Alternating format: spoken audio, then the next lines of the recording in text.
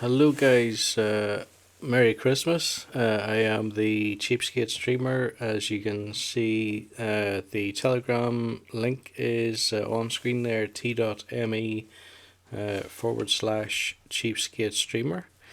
If you've been following the journey so far, you know that there's also a link tree, and I'll just pop that up for you. So the link tree is at linktr.ee / cheapskate streamer.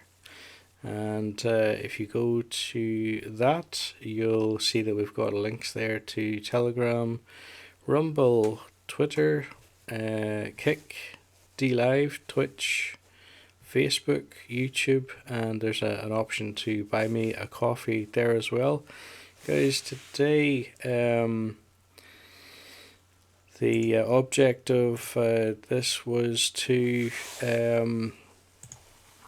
basically provide something else to watch around about 3 o'clock. So I'm actually going to try and schedule this for 2:30 to go on a bit of a journey into the past to a certain extent, certainly the past few months. Although I might well make reference to the past year or so, and I suppose in some cases even beyond that.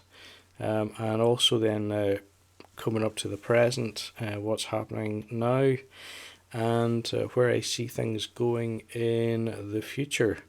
So because it is a recording, I do have the ability to add in little stops and restarts, which will just help to cue things up a little better, hopefully. Let's give that a try.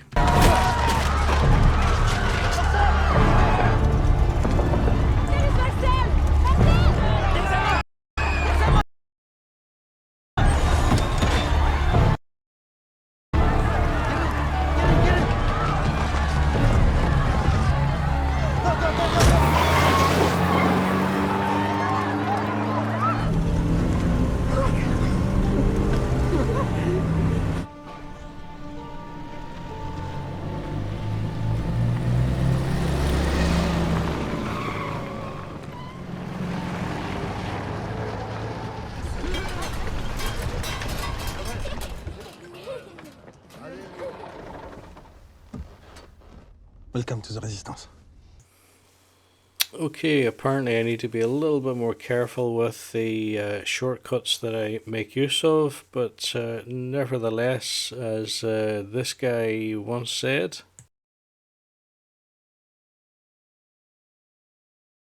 the machines have gathered an army, and as I speak, that army is drawing nearer to our home. Believe me when I say we have a difficult time ahead of us. But if we are to be prepared for it, we must first shed our fear of it. I stand here before you now, truthfully, unafraid. Why? Because I believe something you do not? No!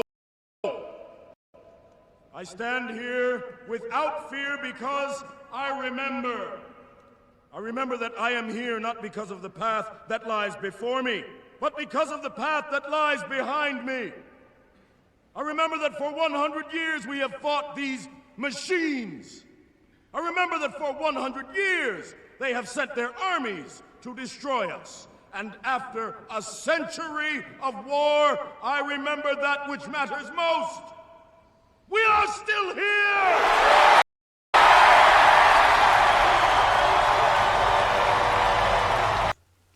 I think he makes a good point there. If you think about it, we don't really know how long this has all been going on for. We do know that Klaus Schwab of the World Economic Forum is the son of a Nazi, who was very heavily involved in everything that they were doing back then. And there's every reason to suppose that he is determined to continue where his father left off. I know he has at least one daughter. I don't know whether she is trained to continue his work when he goes, but I suppose if we're going to take a cautious approach, we should assume so.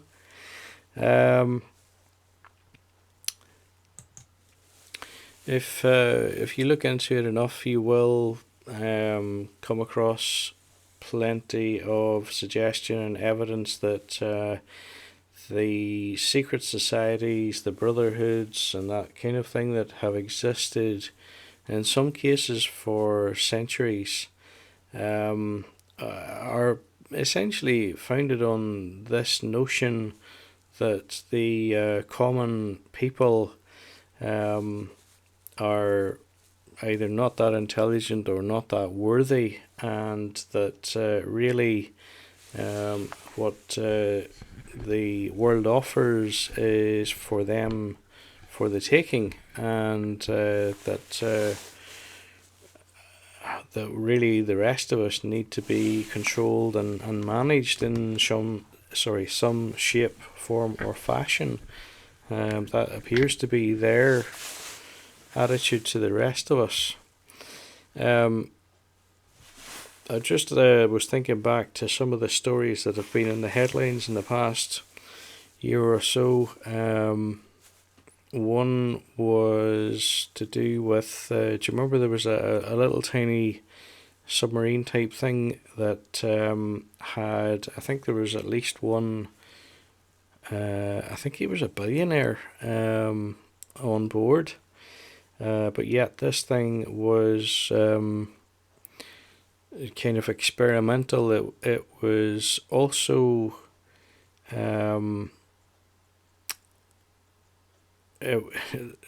where it was operating and the way it was being operated meant that it was outside of any regulatory controls or safety standards. And I suppose you could say possibly that was deliberate. It was possibly a attempt to keep their costs down, but obviously, as we know, that ended in catastrophe for everyone on board that. So that's one of the stories that the mainstream will be focusing on whenever they look back. They'll probably spend a bit less time talking about other kind of civil uprisings. For instance, in France this year, the French very nearly tore the country apart in their anger about Emmanuel Macron making use of emergency legislation to increase the state retirement age in France from 62 to 64 years. And quite honestly, I found that quite interesting / inspiring, whatever you want to call it. Given that for me personally, state retirement age is 67. It has increased from 65, and there doesn't appear to have been a whimper about it whatsoever. And actually, to listen to government accounts, I believe it is likely to increase further.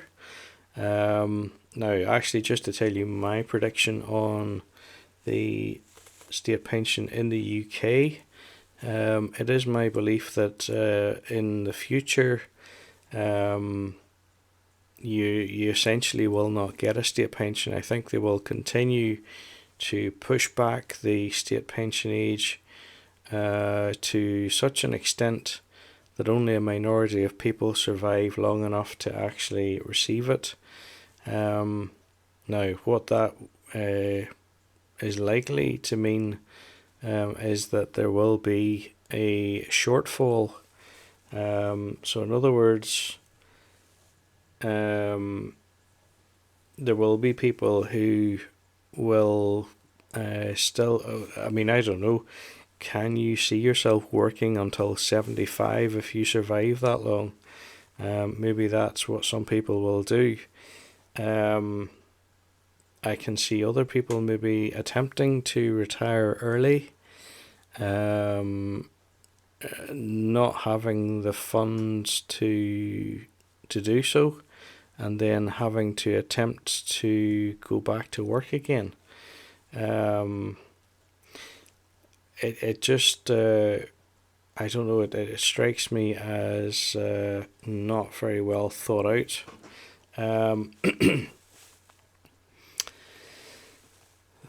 Obviously there's other things they could do. They could reduce the amount of the state pension that everyone receives. Actually, the current government, I think, had talked about attacking the triple lock on pensions, and that would be a pretty retrograde step, because potentially it would mean that pensions wouldn't always keep rise with whichever is the greater metric. I think the triple lock is it. Actually, tell you what, hold on and I'll tell you. Okay, so this article is from the Times Money Mentor, and they say that the full basic state pension rises each year in line with the highest of three factors. So it could be the earning growth figures between May to July the previous year, CPI inflation from the previous September, or 2.5%. This system is known as the triple lock. So basically, where you have inflation, I think it's actually mentioned up above here. So most recently it said state pensioners will get an inflation busting 8.5% rise next April, after inflation came in at 6.7% in September. This would take the weekly new full state pension payment to 221. Here we explain how the triple lock works and whether it will stay. So as you can see at the start of this, it says due to soaring inflation, the state pension increased more than 10% this April, costing the Treasury £124 billion. So for now, the Prime Minister has promised the commitment will stay. But do you know, that's it's, I don't know, it reminds me a little bit on the way that sometimes in the past there have been public buildings, let's say, I don't know, a hospital or something, and they say, there's really been no mention about the hospital, but then suddenly you see a thing in the press saying that, plans confirm that Hospital X is to continue to function, despite the fact that there are concerns about its long-term viability, or words to that effect. And all of a sudden then, you find that it gets a lovely paint job inside and out, and 2 years later it's put up for sale. So yes, I wouldn't trust anything that the Prime Minister has said in terms of a commitment to keep things as they are. It is my firm belief that in the future, governments will find that they simply can't afford to pay top dollar, let's say, for state pensions, and I think as a result they will start to be cut back. That's the there's not, as he would say in French, there's not 36,000 solutions. It has to, obviously they have to balance the books, and it's just a matter of how they do that. But I think it is probably advisable for people in future to begin to make their own retirement provision a bit earlier in life, and not rely on the state pension, which I expect to become what I would call a pauper's pension in the future. I'm not sure that you will be able to be a career layabout and still be able to afford cigarettes and alcohol for your whole life. I think that is coming to an end, quite frankly. Right, I don't want to get too bogged down in discussion about pensions, but I think it is something to just keep an eye on, and as I say, possibly to try and make your own provision for retirement, and certainly encourage your kids to do that from as soon as they start working. Get them to invest a good part of their disposable income in basically a diversified fund somewhere. It probably doesn't matter very much which one they choose. The main thing is that it be widely diversified, and that way if and as the stock market rises, so their investment should grow in value. Right, guys, just having a little look back at where it all began for me, with the channel and so on. It's a little bit funny looking back, and also a little bit tragic as well. Wait till you hear the the audio on this. I obviously hadn't thought about muting the microphone at the same time as I was playing the desktop audio, and yeah, the result is pretty atrocious. I'm only going to play a couple of seconds of it, but just to let you see where it all started. And we are Actually, I'll just do the intro again. Okay, guys, good morning. It is recording past 6 on Friday the Yeah, so as you could see, pretty atrocious to begin with, but I suppose everybody has to start somewhere. If we turn our attention to other notable things that have happened in the in the past, and still happening today, you have this new, I say new, it's I suppose a recurrence really of violence in the Middle East again. I think this time it is pretty apparent to the population worldwide that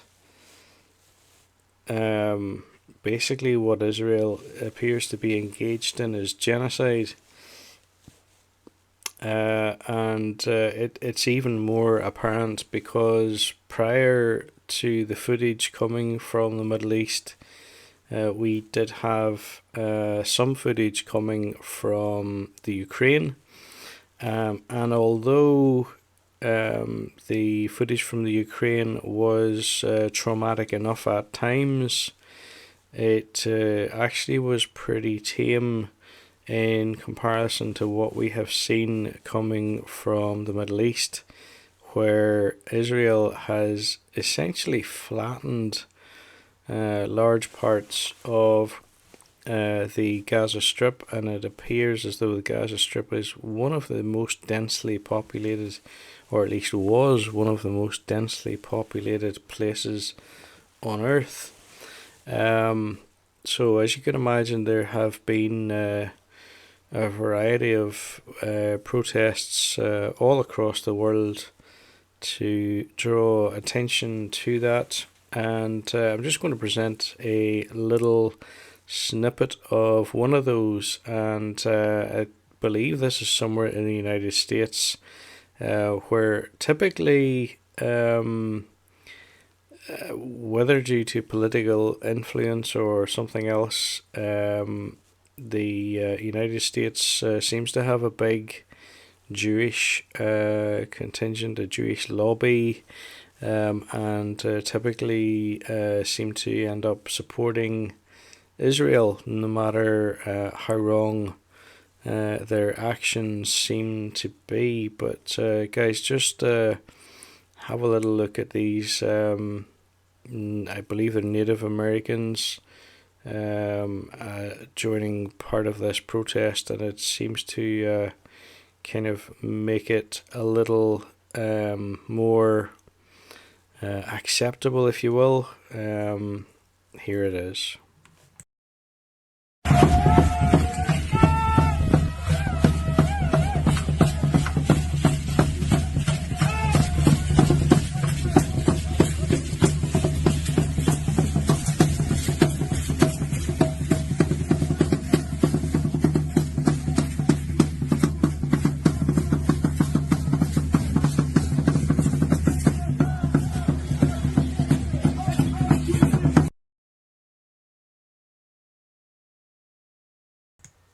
Actually, I'm just realizing I should have explained perhaps that that protest was a pro-Palestinian protest, and hence may not have been particularly popular with most Americans.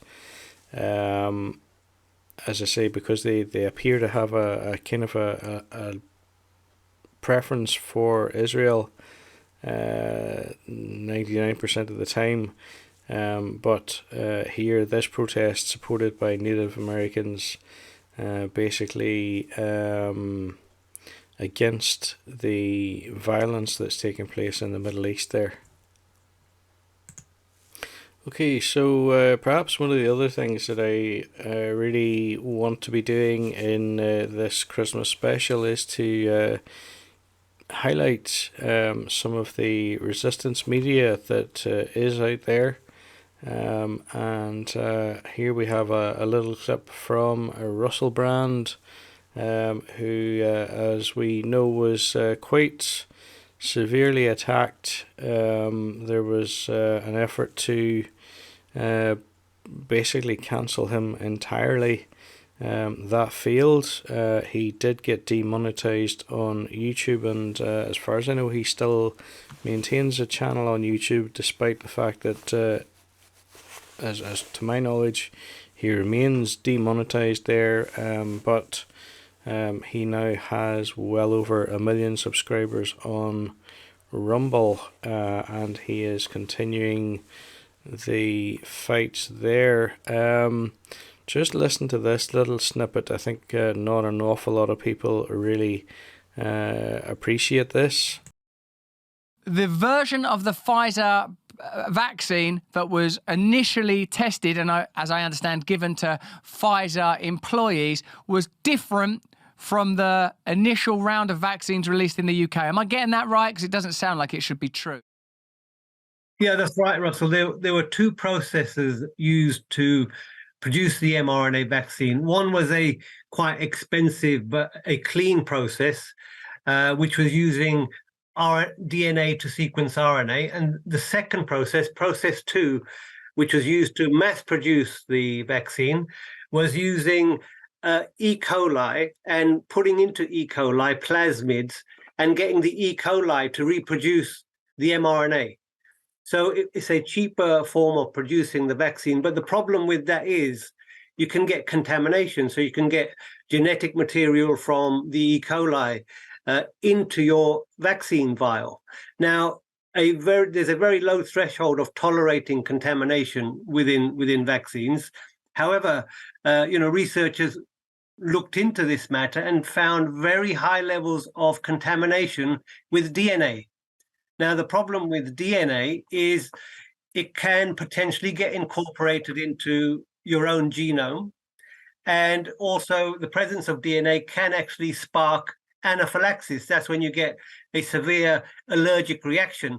And I don't know if you remember, but once the Pfizer vaccine came out, later on, a week or two later, they started telling practitioners to keep the patients with you for 15 minutes, keep an eye on them for 15 minutes after the vaccine.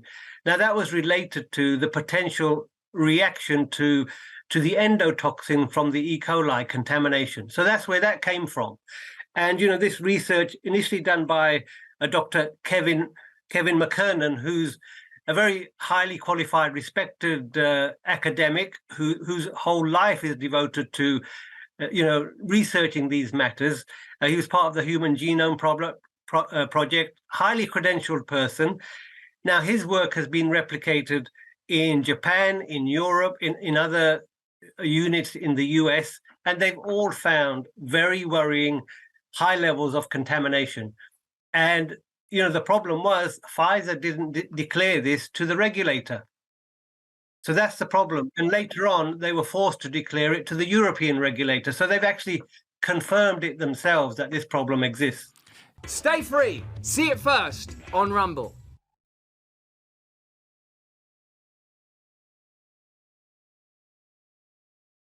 My apologies. I was seeing quite an interesting clip there from Russell Brand talking about dishonesty, basically, from a vaccine manufacturer, but they have been caught out on it.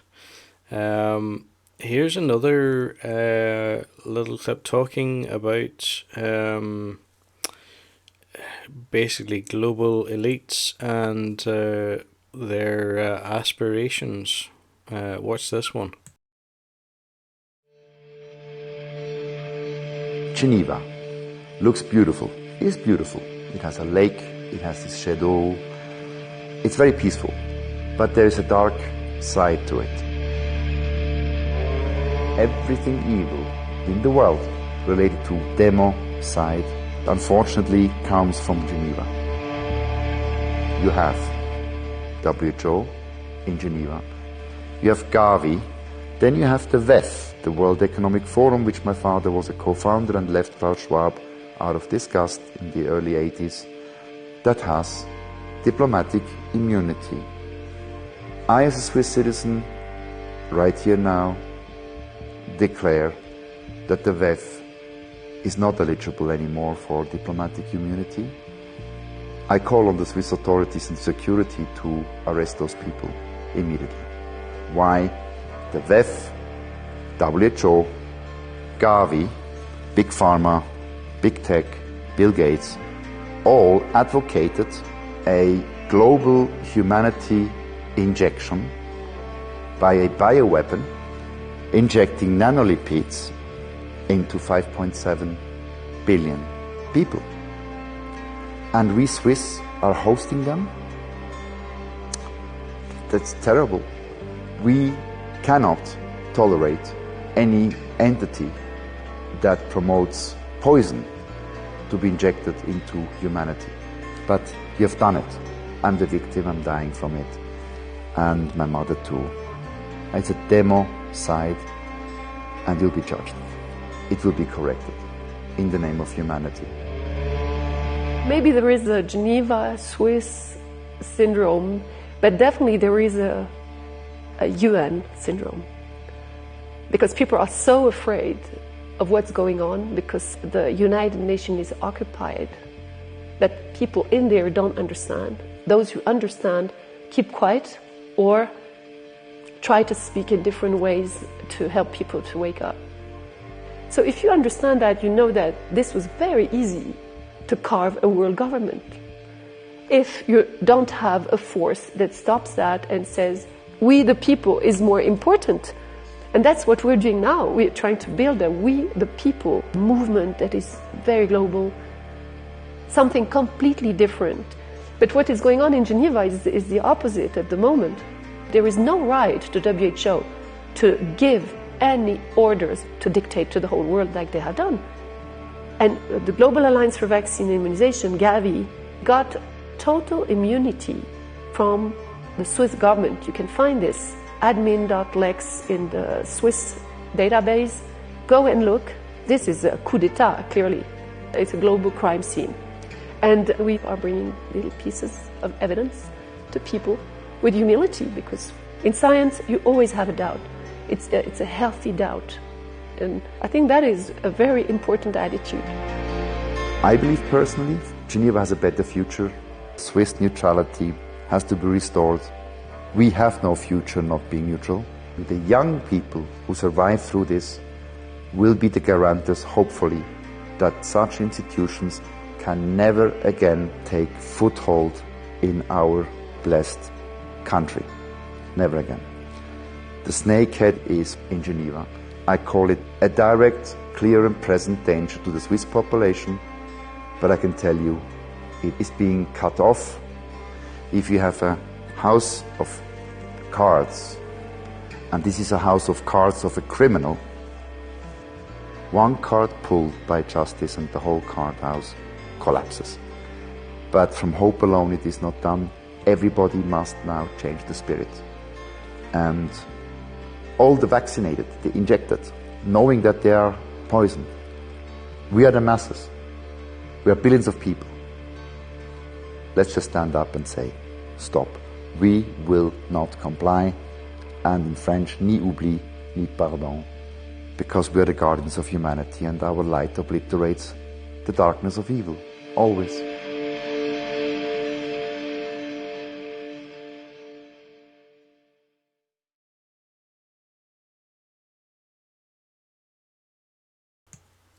Okay, so as you heard there,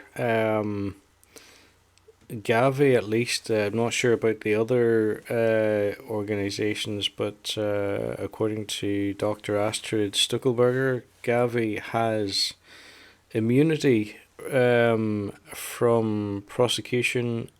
I think, do you know, it's a difficult thing to try to paraphrase, because the vaccine manufacturers on the whole tend to have managed to obtain a kind of immunity from prosecution for damage caused by vaccines and that sort of thing. However, as I understand it, what Astrid was talking about, or at least what I've seen her talking about before elsewhere, is that some of these organizations actually seem to have managed, I don't know how, but they seem to have managed to convince the Swiss government to basically let them set up what amounts to a state within a state. And when I say that, what I'm talking about is I've heard it said that in real terms, the Swiss police do not even have the right to enter some of these organizations' buildings because of whatever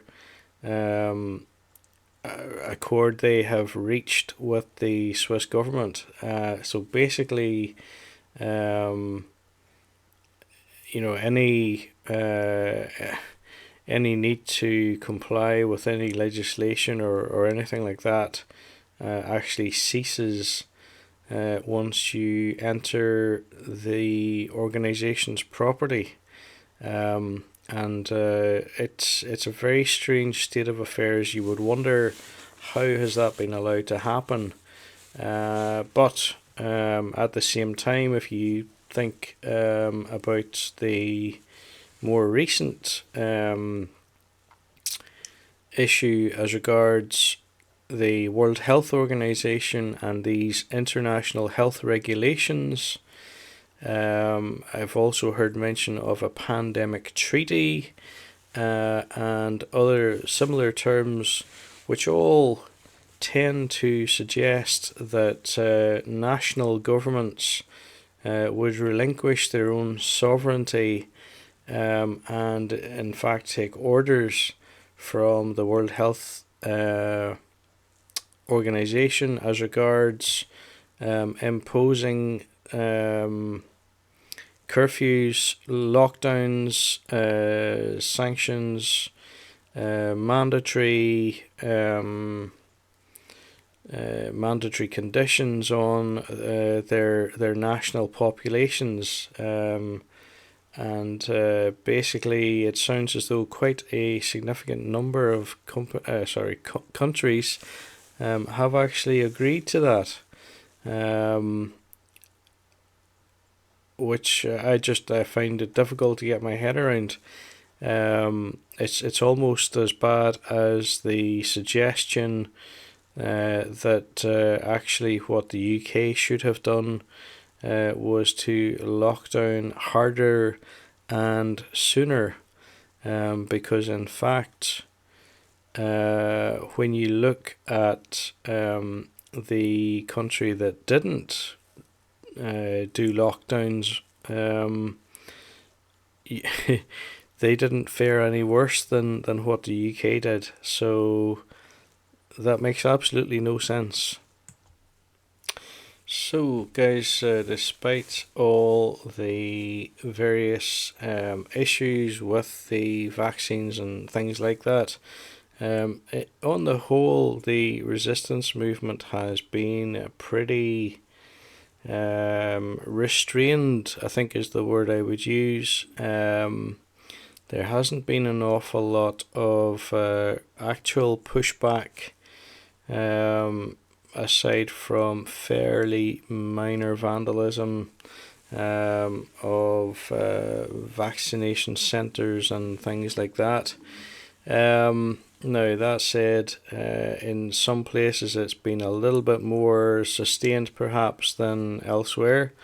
Italy in particular saw the rise of a movement known as the VV, and they actually have spread into some other countries as well. This little clip I'm going to show now actually is from French VV fighters, as they would call themselves, and you can see some of the direct action that they've taken, both to expose the harm and to attempt to fight back against it. I am a man who walks alone, and when I'm walking a dark road at night or strolling through the park,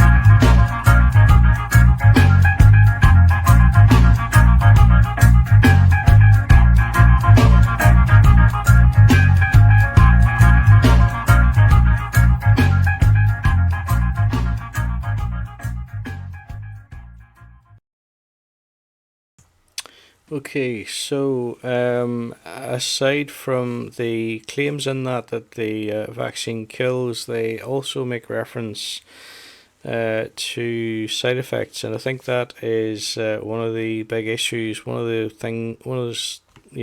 aspect that really has not been covered honestly in the mainstream media. Guys, one of the things that I think is important to get across here in particular is the fact that actually government and indeed vaccine manufacturers were well aware that the products they had developed were going to cause harm, and I feel it's important to get that across, because without that understanding, I don't think we can properly expose the evil that there has been in worldwide governments in trying to coerce and in some cases even mandate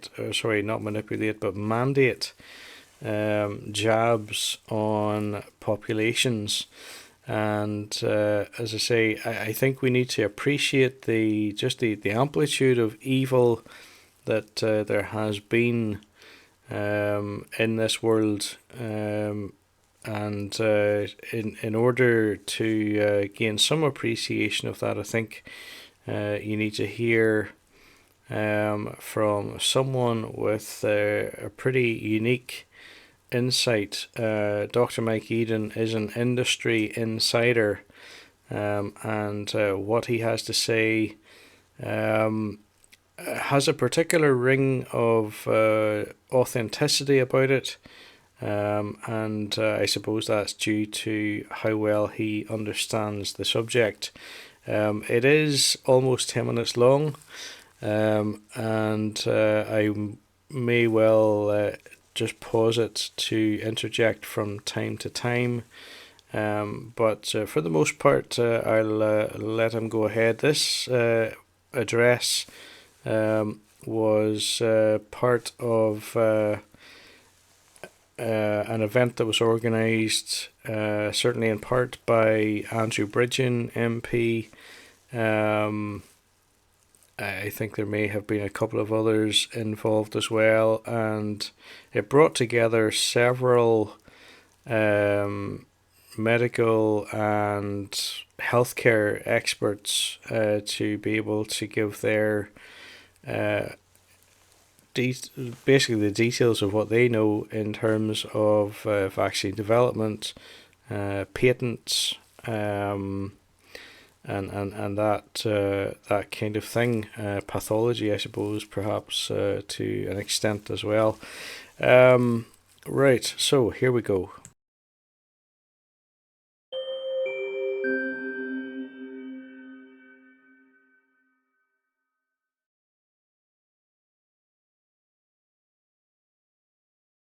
Actually, so you saw the names of the people there just at the top. Hello, my name is Dr. Mike Eden. Probably know by now that I'm a career research scientist, a biologist. I've worked in the biopharmaceutical industry for over 30 years. Famously, a former vice president at Pfizer. I left in 2011. As vice president and worldwide head of respiratory research, I was responsible for everything from idea to clinical proof of concept. In the 10 years after leaving Pfizer, I've worked as an independent. I consulted to 30 biotech companies. I also founded, led, and sold my own biotech, Ziarco. And we were written up in a 2017 article in Forbes magazine. I think it was Converting Pfizer Discards into Gold. And it was written by a former Pfizer board member. So 3 years before this alleged event started, I was very well regarded in the industry. I'm going to tell you that the design of the so-called vaccines was intentionally to harm people. And I'm going to give you several examples of that based on my extensive industry experience of rational drug design. Guys, I just want to pause this just at this point to ask the question, and I want you to consider this question carefully. If what Mike Eden is saying here is not true, and given that he has put this on record in form of this video, if this is not true, why is he not being sued by drug manufacturers? Consider that question. Not a single atom or molecule in a synthetic drug is in there by luck. It's in there because people chose it to be in there and they intended certain things to flow from their choices. But just very briefly, you should know, I hope, there has not been a pandemic. Dennis Rancourt's data shows that the all-cause mortality evidence data did not increase at all in the run-up to the declaration fraudulently by WHO of a pandemic. There is no public health emergency except that created by our governments. An inappropriate, fraudulent PCR test was used to give people the impression that they had a particular disease where they didn't. There were all the normal diseases. And then what happened was, in 3 different ways, people were treated badly through changed medical procedures that were imposed above the level of nation. Briefly, mass ventilation of people inappropriately in hospitals that led to lots of deaths. In care homes, many people were given sedatives and respiratory depressants, which led to their deaths. My PhD was specifically in that area of opiates and respiratory depression. And in the community, people were denied life-saving antibiotics and died of bacterial pneumonia. There's your pandemic. There is no other pandemic. And based on this lie, we were told that vaccines were coming our way and would be our savior. 2 things. As I say, first, there's no pandemic, so you certainly don't need an experimental, rushed medical intervention. But secondly, even if you did, as someone who's worked in the industry for over 30 years, I am telling you, it's absolutely impossible to invent, test, clinically evaluate, and manufacture, and then launch on global scale a complex biomedical product. It's absolutely impossible. It's not as close, it's years wrong. The fastest record prior to this was 6 years. And friends of mine who've worked all their lives in manufacturing of complex biological products tell me the methods development alone for the development of a reproducible manufacturing process itself takes a number of years. So whatever it is you think was done, I am telling you, there was not the development of a proper medical product. What I think happened was the advancement of materials that are intentionally toxic, and then they were sketchily advanced and jammed into people's arms, often. Right, just pausing again to highlight what Dr. Eden has just said. He says that these products were intentionally toxic. In other words, they deliberately, in his view, they were designed to deliberately cause harm, to cause injury, and possibly even death. And quite frankly, if that is true, that's a criminal offence. Where is the police investigation? Worst, sometimes even mandated, with the unsurprising effect that millions of people have died. I don't have time today to explain what I think they're going to do in the future, but suffice to say, more injections are coming if we don't stop this. So, like I said, I'm skilled in the arts of rational drug discovery. So why am I saying these materials are intentionally toxic? Well, let me give you the first example. How do you think your body plays nice with itself, but when it's infected or detects a cancer, it goes to war? And the answer is it distinguishes self things that are meant to be inside you from non-self, from foreign things that are not meant to be inside you. And it is trained exquisitely to detect and attack non-self, foreign things.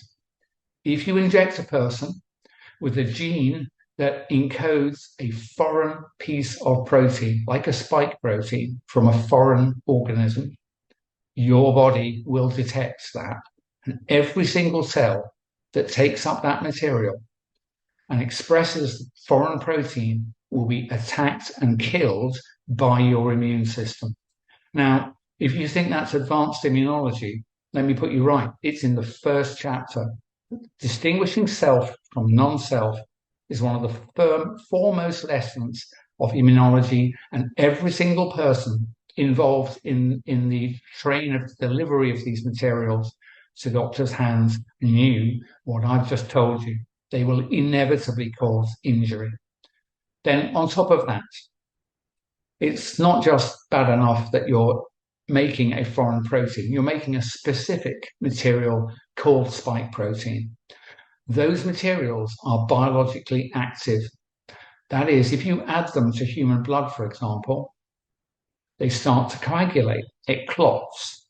Those materials are biological toxins. So now you've got a genetic sequence that forms foreign proteins that means your body attacks and kills every cell that does it. And if you should release any of that protein in your blood, it will form blood clots. If it releases it near nerves, for example, you will get one or other of several neurological defects. And of course, it's not just nerves or blood. There's a third major factor, and there are many others, but let me give you the third one. These materials are formulated. It's normal to formulate drugs. These are formulated in fatty globules called lipid nanoparticles.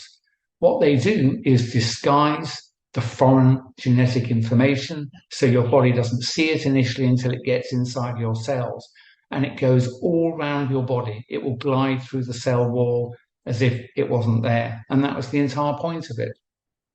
So that means these materials don't just go to your lymph nodes, and they certainly don't stay in your arm where they're injected. They go all around the body, including into your brain and your blood and every organ in your body. But here's the thing. 10 years ago, there were papers published, and it was well established and well known in the industry that lipid nanoparticles, lipid nanocarriers, deposit their cargo preferentially in the ovaries. And that was confirmed with the Pfizer products in an animal experiment performed for the Japanese regulators. So by design, these agents cause an autoimmune attack on every tissue. They make your body form a well-understood biological toxin that can damage multiple organs in your body. And they deposited their cargoes preferentially in the reproductive tissues of women and girls. So if you think that's by luck, then you're mistaken. There is no doubt in my mind that anyone of my caliber, and this is my peers that worked on this, absolutely understood what they were designing and manufacturing. So I think having heard what I've just said, that there was no pandemic and the lie was maintained in order to inject people en masse, I think 5.5 billion people, with an intentionally dangerous substance, 17 million of whom have died so far. What do you think is happening? And what do you think your role as an individual is in stopping this crime? Thank you for listening.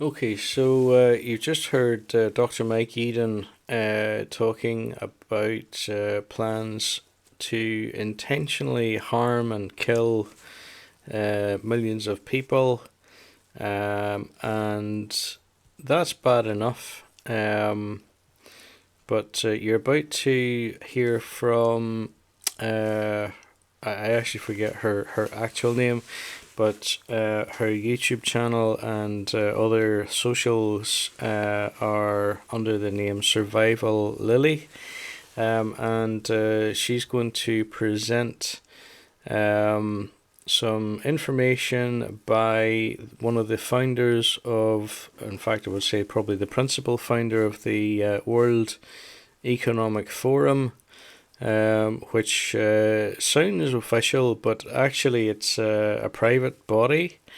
So the World Economic Forum, you're going to hear from Klaus Schwab, who by his own admission has managed to infiltrate cabinets across the Western world through the use of his Young Global Leaders program, and just have a listen to his plans for the future.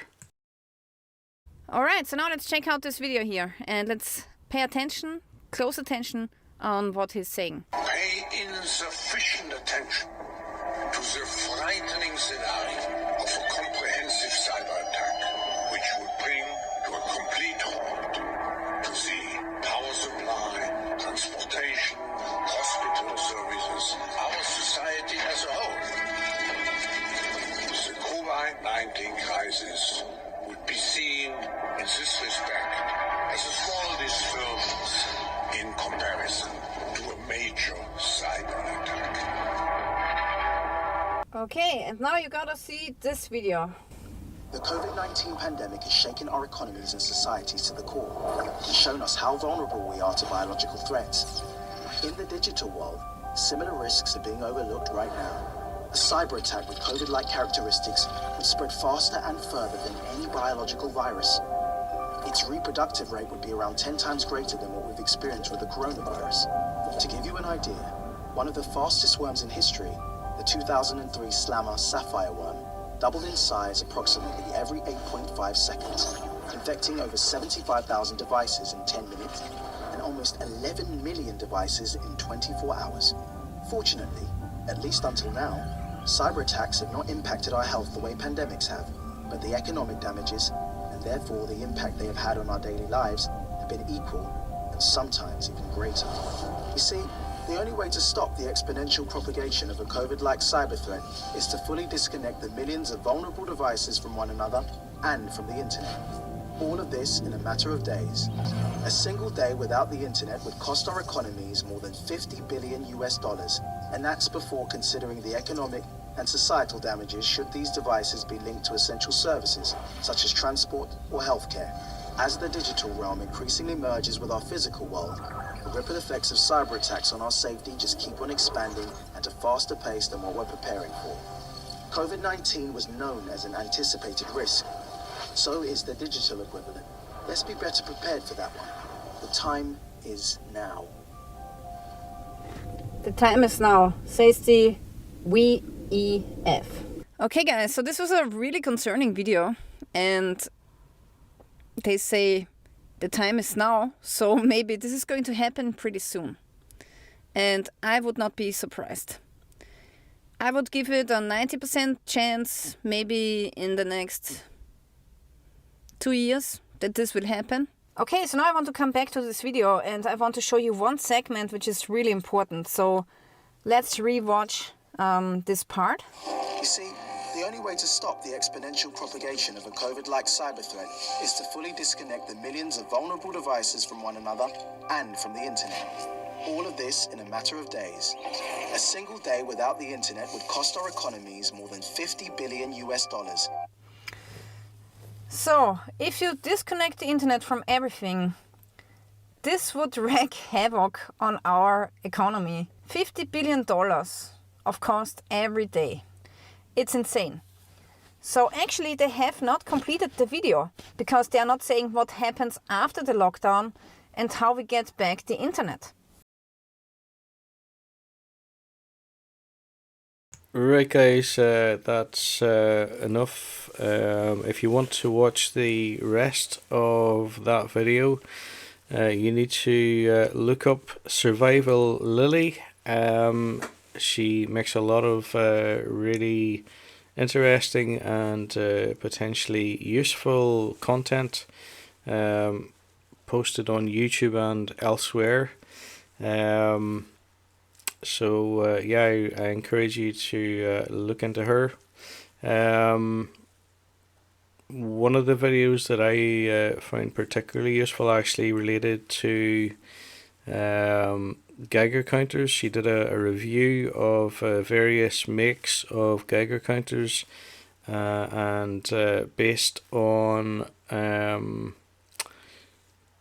what she found out in terms of sensitivity and that sort of thing, and price point, I actually have now got a Geiger counter. I honestly hope I will never need to use it, but it is there. It will serve its purpose if it needs to, and let's just hope it never comes to it.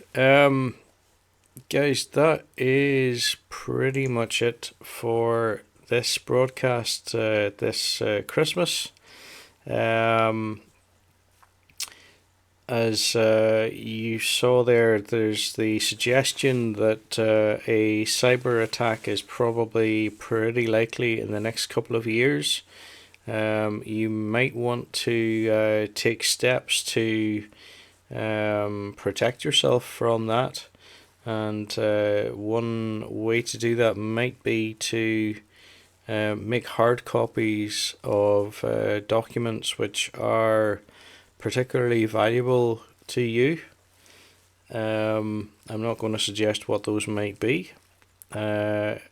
Additionally, if you have, photographs even that you particularly value, that you want to keep, that are currently only in digital format, you may want to get those printed.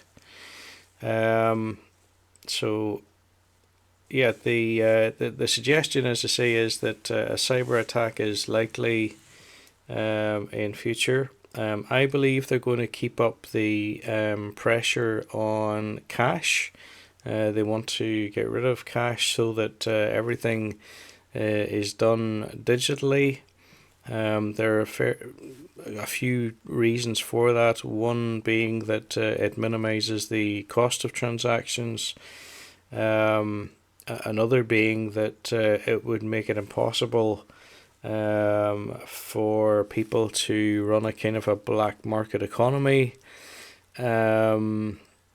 So hypothetically, I mean, in all honesty, hypothetically, there are some benefits. It would make things more difficult, for instance, for drug dealers. It would mean that government would be able to collect taxes more easily, or not so much more easily, but it would be more difficult not to pay taxes because your income would be so much more transparent if you're self-employed.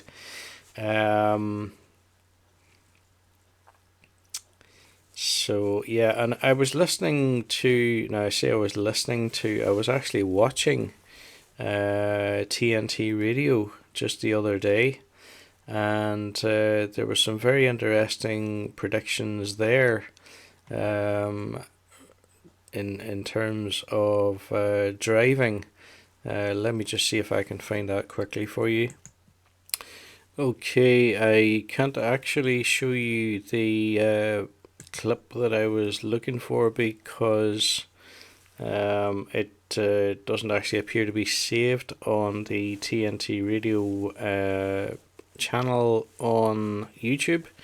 But in a nutshell, it was Katie Hopkins that was talking about the issue. In fact, you probably, if you have the TNT Radio app, you will probably be able to retrieve it through the episodes link. But as I say, just very briefly, Katie Hopkins was talking about I think it was a 20-year-old who had passed their driving test. They were looking to get on the road. They had found a fairly sensible car, and they had purchased that, and then when they went to try to get insurance, they were quoted something like £4,500. She also talked about having heard of someone who is 70, and when it came time to renew their car insurance, they were declined by their insurer, allegedly due to their age. Now, I don't know how much private companies have to abide by age discrimination legislation, or if they have to abide by it at all. But that particular account certainly left me feeling as though that person may well have a claim against the insurer, if indeed they did actually cite the person's age as the reason for declining the insurance, because quite obviously that is a form of discrimination. And actually, just to clarify, I mean, neither of these people are supposed to have had any kind of driving issues against them. It's not as if they've had lots of crashes, or as if they have a bad criminal history in terms of driving offences or something like that. These are supposed to be normal people who are just trying to do the right thing and insure themselves against any liability that they could come up against. So with that said, the gist from Katie Hopkins appeared to be that she believes that there is grounds for believing that the globalists want to push people off the roads, and they appear to be targeting in particular younger and older drivers, and as she pointed out, by targeting younger drivers in this way, by pricing them off the road basically, then that is one way to do away with quite so many vehicles, quite so much traffic.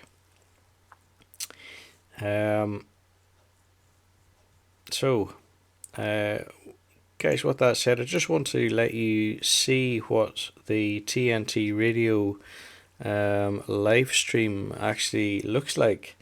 So I'm just going to pop that on for a few seconds just to let you actually see it, because I was quite impressed. I've been a TNT radio live listener for a good while, and I hadn't actually realized that they now have a video feed as well. So here you go. Yunus. Israel's military campaign in Gaza ranks among the most destructive in military history. That's purely structural, of course, and not taking into account the 20-odd thousand human lives killed in the bombing. My next guest will discuss this and more. Stuart J. Hooper is a lecturer in political science and PhD researcher. He studies the military industrial complex, elites, war and globalism, is published on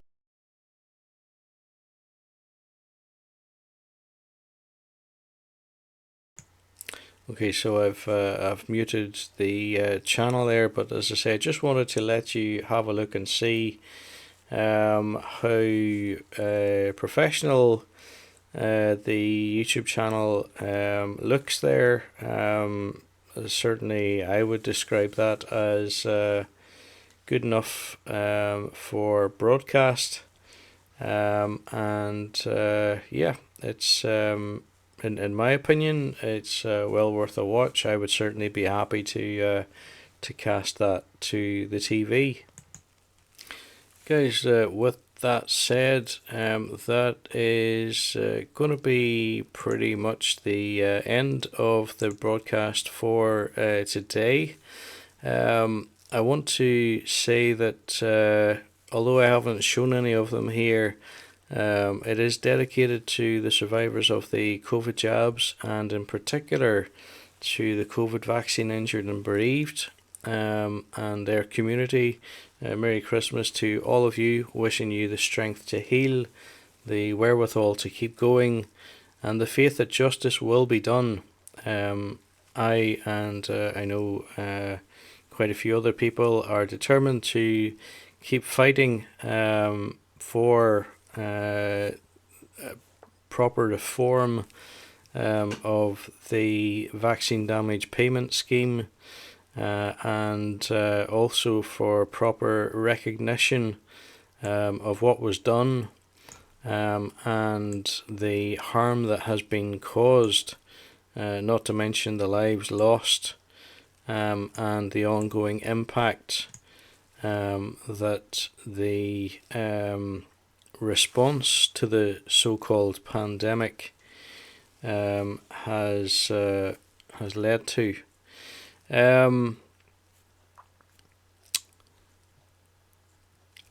So as I say, that is it for this broadcast, a Christmas special broadcast, if you like. I will be back again tomorrow on Telegram at the link below there, t.me/cheapskate streamer at 9:30 in the evening. If you're free, please consider joining me then. And other than that, guys, thank you for watching.